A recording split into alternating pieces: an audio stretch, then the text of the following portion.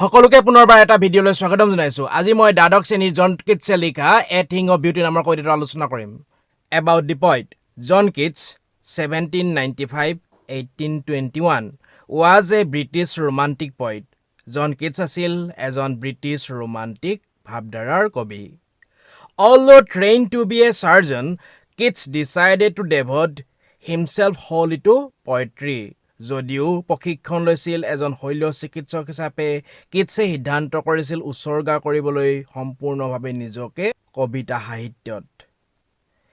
Keats's secret, his power to sway and delight the readers, lies primarily in his gift for perceiving the world and living his moods and expressions in terms of language. কিটছৰ গুপুত কথা তেওঁৰ ক্ষমতা প্ৰভাৱিত আৰু আনন্দিত কৰিব পৰা পঢ়ুৱৈসকলক মুখ্যভাৱে আছে তেওঁৰ প্ৰতিভা পৃথিৱীখনক বিশ্লেষণ কৰা আৰু জীৱন্ত কৰা তেওঁৰ মেজাজ আৰু আকাংক্ষাক ভাষাৰে। অৰ্থাৎ তেখেতে নিজৰ ভাষাৰেই তেখেতৰ মেজাজ আকাংক্ষাবোৰ আৰু পৃথিৱীখনক কেনেধৰণে গ্ৰহণ কৰিছে সেইটো তেওঁ প্ৰকাশ কৰিব পাৰিছিলে। তেখেতে আনন্দিত কৰিব পাৰিছিলে, লগতে প্ৰভাৱিত কৰিব পাৰিছিলে তেখেতৰ কথাৰ দ্বাৰা পঢ়ুৱৈসকলক। The following is an excerpt from his poem Endymion, a poetic romance. তলৰখিনি হৈছে এটা অংশ তেখেতৰ কবিতা Endymion, a poetic romance. The poem is based on a Greek legend in which Endymion, a beautiful young shepherd and poet who lived on Mount Latmus, had a vision of Cynthia. কবিতাটোৰ ভিত্তি হৈছে এটা Greek আখ্যান য'ত এণ্ডিমিয়ন নামৰ এজন সুন্দৰ ভেড়া চৰাই থকা ডেকালোক আৰু কবিয়ে যি বাস কৰিছিল মাউণ্ট লটমাছ নামৰ ঠাইখনত দেখিছিল এটা সপোন চিন্থিয়াৰ, দি মুন গডেছ, জোন দেৱীৰ। জোন দেৱীয়ে চিন্থিয়াৰ সপোন দেখিছিলে। The enchanted youth resolved to seek her out and so wandered away through the forest and down under the sea. মোহিত হৈ পৰা যুৱকজনে সিদ্ধান্ত কৰিছিল তাইক বিচাৰি উলিয়াবলৈ আৰু সেয়ে ঘূৰি ফুৰিছিল হাবিয়ে আৰু একেবাৰে সাগৰৰ তলিলৈকে গৈছিল। A thing of beauty is a joy forever. এটা সুন্দৰ বস্তু হৈছে এটা চিৰকলীয়া আনন্দ, অৰ্থাৎ চিৰকলীয়া আনন্দৰ উৎস। ই সকলো সময়তে আনন্দই দিব। Its loveliness increases. ইয়াৰ মোহনীয় গুণটো বৃদ্ধি পাই গৈয়ে থাকে।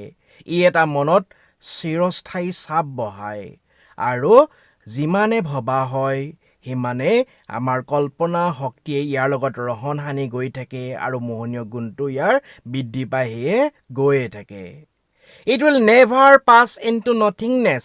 ই কেতিয়াও পৰিৱৰ্তন হৈ নাযায়, মূল্যহীন হৈ, একো নাইকিয়া হৈ, অৰ্থাৎ ই কেতিয়াও অস্তিত্ববিহীন হৈ নাযায়। ইয়াৰ মোহনীয় গুণটো বৰঞ্চ বৃদ্ধি পাই গৈহে থাকে। But will keep a bower quiet for us. কিন্তু আমাৰ কাৰণে ৰাখে গছৰ তলৰ ছাঁ থকা অংশৰ নিচিনা শীতল আমাৰ কাৰণে। আমি যি সময়ত দুখ যন্ত্ৰণাত কষ্ট পাওঁ সেই সময়ত যদি আমি সুন্দৰ বস্তুৰ সংস্পৰ্শলৈ আহোঁ তেনেহ'লে আমি আনন্দ পাওঁ, আশাৰ সঞ্চাৰ হয় আমাৰ হৃদয়ত। যিধৰণে গছৰ তলৰ ছাঁত আমি জিৰণি ল'লে ভাল লাগে, ঠিক তেনেকৈ এই সুন্দৰ বস্তুবিলাকেও আমাক আশাৰ সঞ্চাৰ কৰে, আমাৰ মনত শান্তি দিয়ে। And a sleep full of sweet dreams and health and quiet breathing. এই সুন্দৰ বস্তুবিলাকে আমাক এটা টোপনি দিয়ে যি মধুৰ সপোনেৰে পূৰ্ণ হৈ থাকে, লগতে সুস্বাস্থ্য দিয়ে, লগতে আমি শান্তিৰে শ্বাস প্ৰশ্বাস ল'ব পাৰোঁ, অৰ্থাৎ শান্তিত থাকিব পাৰোঁ। এই ধুনীয়া বস্তুবিলাকৰ আমাৰ ওপৰত প্ৰভাৱ অসীম। ই যেন আমাৰ কাৰণে গছৰ তলৰ ছাঁ থকা অংশ, যিধৰণে ৰ'দত গৈ পিনে আমি যদি গছৰ ছাঁত জিৰণি লওঁ যিধৰণে আমাৰ ভাল লাগে, ঠিক তেনেকৈ এনেকুৱা সুন্দৰ বস্তুবিলাকেও আমাৰ মনত আশা দিয়ে, শান্তি দিয়ে। Therefore on every morrow we are wreathing a flowery band to bind us to the earth.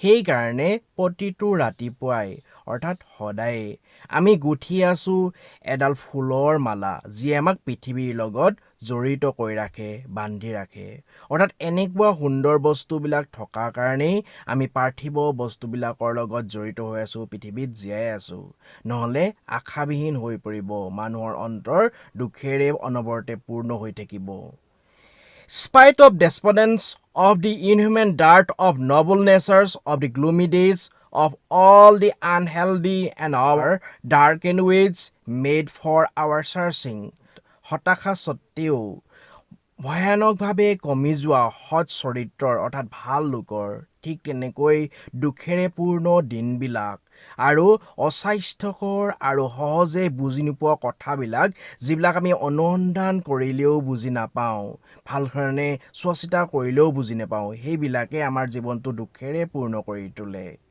Yes, in spite of all, হয় এই সকলোবিলাক থকা সত্ত্বেও some shape of beauty moves away the pall from our dark spirits. এই সকলোবিলাক দুখ লগা কথা থকা সত্ত্বেও কিছুমান সৌন্দৰ্যৰ আকৃতিয়ে অৰ্থাৎ সুন্দৰ বস্তুৱে আঁতৰাই দিয়ে আৱৰণখন আমাৰ দুখেৰে পূৰ্ণ হৈ থকা আত্মাবিলাকৰ পৰা অৰ্থাৎ আমি দুখেৰে পূৰ্ণ হৈ থকা সত্ত্বেও এই সুন্দৰ বস্তুবিলাকে আমাৰ মনত দুখ পাতলাই দিয়ে Such the sun, the moon, trees old and young. এনেকুৱাই হৈছে সূৰ্যটো জোনটো ডাঙৰ সৰু গছবিলাক স্প্ৰাউটিং এ চেডি বন যিয়ে উৎপন্ন কৰে এটা ছাঁ থকা আশীৰ্বাদ ফৰ চিম্পল শ্বিপ সহজ সৰল ভেড়াবিলাকৰ কাৰণে অৰ্থাৎ ভেড়াবিলাকে ৰ'দত যেতিয়া চৰি থাকে তাপত দগ্ধ হৈ পৰে আৰু তেতিয়া তেওঁলোকৰ কাৰণে গছৰ ছাঁ অতি আশীৰ্বাদ যেন হৈ পৰে And such are daffodils with the green world they live in. এনেকুৱাই হৈছে নাৰ্গিছ ফুলবোৰ সিহঁতৰ সেউজীয়া পৃথিৱীখনৰ লগত য'ত সিহঁতে বাস কৰে অৰ্থাৎ সেউজীয়া গছ গছনিৰ মাজত থকা ডাফডিলছ ফুলবিলাকো দেখিবলৈ অতি সুন্দৰ And ক্লেৰিলছ আৰু ফটফটীয়া পানীৰ জুৰিবিলাক That for themselves a cooling covert make against the hot season.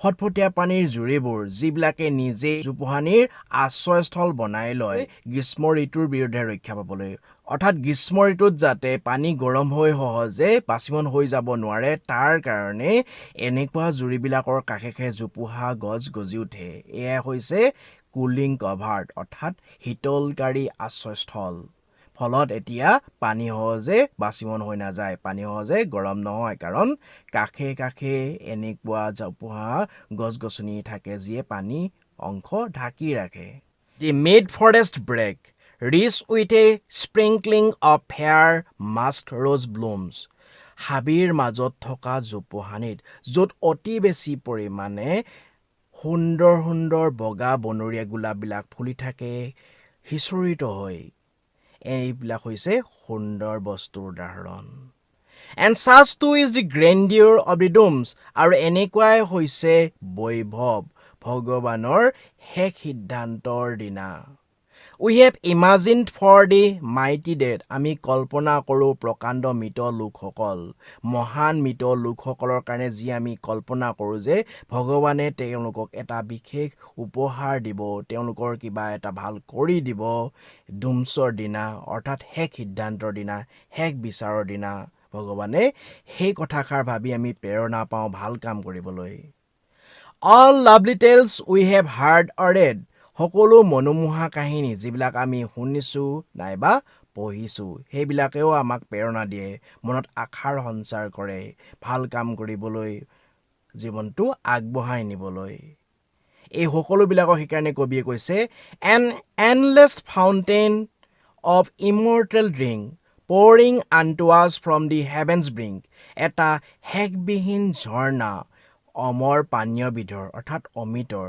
যি বুৱাই আনিছে আমালৈ স্বৰ্গৰ দুৱাৰদলিৰ পৰা অৰ্থাৎ এই ধুনীয়া বস্তুবিলাক হৈছে স্বৰ্গৰ দুৱাৰদলিৰ পৰা নামি অহা যেন অমিত হয় এই অমিতৰ যোগেদি আমি পৃথিৱীত দুখ যন্ত্ৰণা সহ্য কৰি জীৱনটো আগবঢ়াই নি গৈ থাকোঁ পৃথিৱীখন দুখ বেজাৰ হতাশাৰে পৰিপূৰ্ণ অথচ কিছুমান সুন্দৰ বস্তু আছে যিবোৰে এই জীৱনটো মানুহৰ বাবে সহনীয় কৰি তোলে এই সুন্দৰ বস্তুবোৰে মানুহৰ মনত আশাৰ সঞ্চাৰ কৰে জীৱনটো সুখকৰ কৰি তোলে জীয়াই থকাৰ প্ৰেৰণা দিয়ে এই কথাখিনিয়ে কবিতাটোৰ দ্বাৰা জন কিটছে ক'ব বিচাৰিছে মৰমৰ ছাত্ৰ-ছাত্ৰীসকল ভিডিঅ'টো আজিলৈ ইমানেই ভিডিঅ'টো ভাল লাগিলে লাইক শ্বেয়াৰ আৰু কমেণ্ট কৰিবা আৰু আগলৈ এনে ধৰণৰ ভিডিঅ' পাই থাকিবৰ কাৰণে চেনেলটো ছাবস্ক্ৰাইব কৰি ৰাখিবা ধন্যবাদ জয় অসম